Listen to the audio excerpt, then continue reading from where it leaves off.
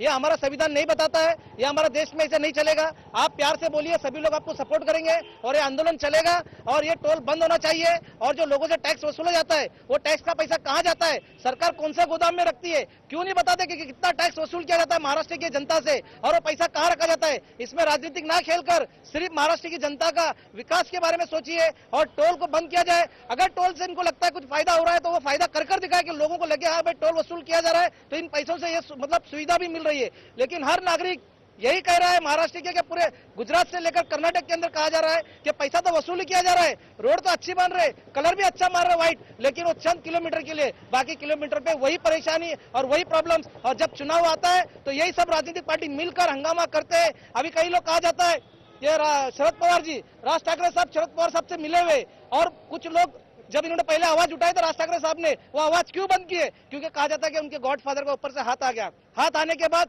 इन्होंने ये बंद कर दिया। लेकिन अगर भी ये लड़ाई आप शुरू कर रहे हैं तो ये लड़ाई को खत्म मत करो, आप जारी रखो, तब हमें महाराष्ट्र की जनता को विश्वास होगा कि आप सही लड़ाई लड़ रहे। अगर आप बंद करते हैं तो इसका मतलब वही होगा जो पहले लोग करते थे कि कुछ आंदोलन करते थे और बाद में बंद करते थे, कुछ मिलीभगत अंदर होती है, वैसी मिलीभगत नहीं होना चाहिए। महाराष्ट्र की जनता को सब पता है, आप खुले मन से वो काम करो कि जनता को मन को भी अच्छा लगे।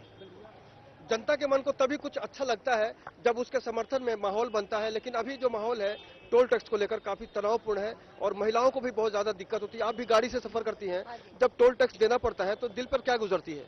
दिल पर ये गुजरती है कि पेट्रोल से भी ज्यादा पैसा और टोल टैक्स में जाता है, तो इसके लिए तो ये अभी आंदोलन अगर किए तो सही में हमारी वुमन डायरेक्ट से इसक जागीरदार बोले कि वुमन डायरेक्ट उनको सपोर्ट करेगी, लेकिन सपोर्ट करके भी वो लोग भी हमको सपोर्ट करना चाहिए।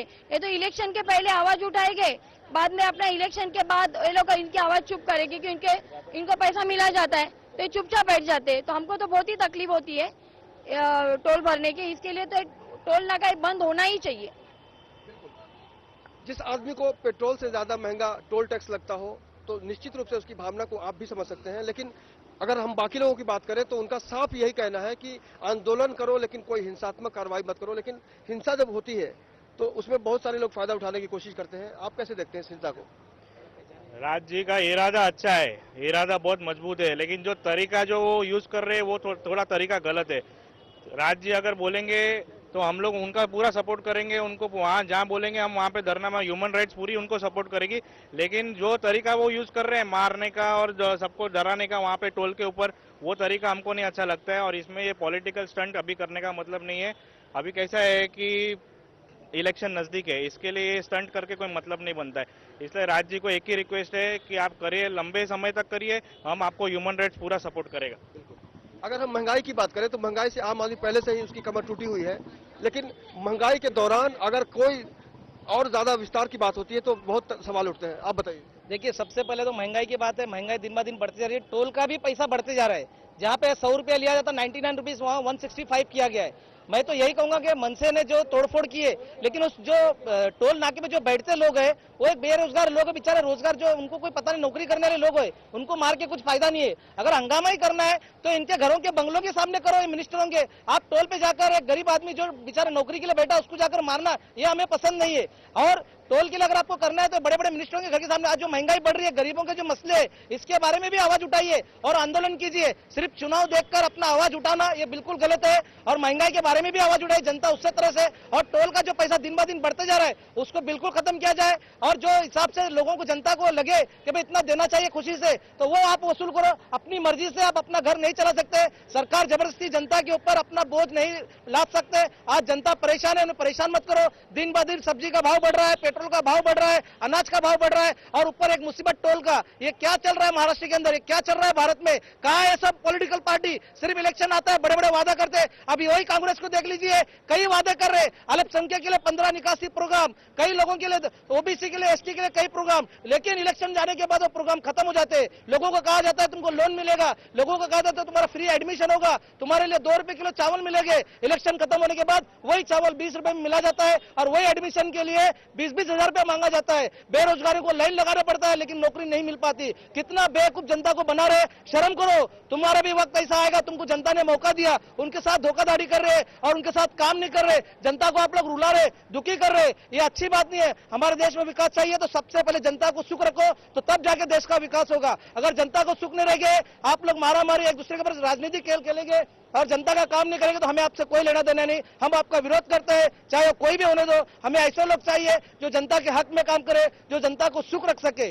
बस मैं इतना ही कहूंगा लेमन न्यूज के माध्यम से। अगर जनता सुखी होगी तो देश का विकास बहुत ज्यादा तेजी से होगा, इसमें कोई दो राय नहीं। आपको लगता है कि वाकई अगर जनता सुखी होगी तो तस्वीर बदलेगी समाज की? हाँ, देखिए ऐसा है कि जब इलेक्शन करीब आता है तो बड़े बड़े नेता लोग बड़े बड़े वायदे करते हैं। इलेक्शन जीतने के बाद वो जनता को इस तरह भूल जाते हैं जैसे किसी मरे हुए की पंचनामे की फाइल पुलिस स्टेशन में पड़ी, उस पर गर्द छाती रहती है। इसी तरह वो गरीब जनता को भूल जाते हैं। अगर जनता के साथ अन्याय नहीं होगा तो जनता कभी खुश नहीं होगी। जनता एक ही बार मौका देती है, ये जनता किसी से नहीं डरती। जनता ही के वोटों से ये लोग मंत्री बनते हैं और जनता ही के कांधे पे रख के ये बंदूक चलाते हैं। इसको ये बंद किया जाए। इनके अगर जो जनता की सपोर्ट पे काम करेंगे तो हमारा पूरा ह्यूमन राइट की साइड टीम, इश्तियाक जी, गीता कपूर जी, जितने भी हमारे लोग खड़े हैं और हम जितने भी महिलाएं सब उसकी सपोर्ट करेंगे।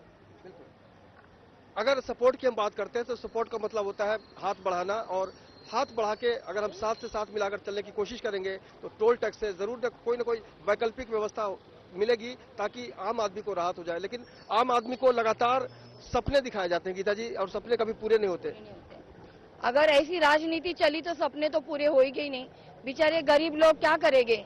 और मैं तो चाहती हूँ कि इलेक्शन में अगर ये बार अगर इलेक्शन के पहले अगर लोगों की जो भी समस्याएं दूर नहीं करेंगे तो मुझे नहीं लगता है कि जनता इनको जीत देगी। और जनता जितनी शांत है, अगर ये भड़क जाएगी तो ये मंत्री लोग को भी छोड़ेगी नहीं।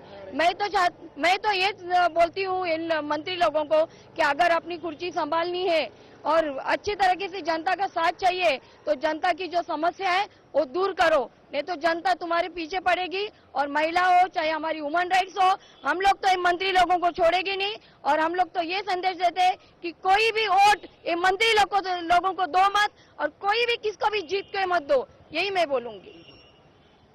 गीता जी की भावना से आप समझ सकते हैं कि वो कितनी नाराज है इस व्यवस्था से, जहां पर बड़े बड़े वादे किए जाते हैं लेकिन आम आदमी की जो समस्या है वो जस की तस है।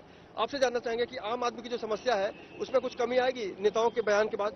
सर, आम आदमी की जो कमी तो कभी आएगी नहीं, और बढ़ेगी। इनकी जो समस्या हमारी तो और बढ़ेगी और परेशानी बढ़ती जाएगी। ये नेता जो है अपने घर भरते जाएंगे और हमें इसके आगे क्या कहना क्या है, सब जो भी बोलना, मतलब ये तो नेता जब कहते हैं आते हैं गली गली में बराबर हाथ जोड़ते हैं, वोट मांगते हैं, वोट मांग के चले जाते हैं, बाद में भूल जाते हैं, ये अपने घर में बैठ जाते हैं और हम वहीं के वहीं रह जाते हैं। सब वादे आते जाते रहते हैं लेकिन जनता वहीं की वहीं रह जाती है। तो कहीं ना कहीं से सवाल ये उठता है कि टोल टैक्स से जो राहत की बात की जा रही है, जो पॉलिटिक्स की जा रही है, उसे आम आदमी कितना इत्तेफाक रखता है।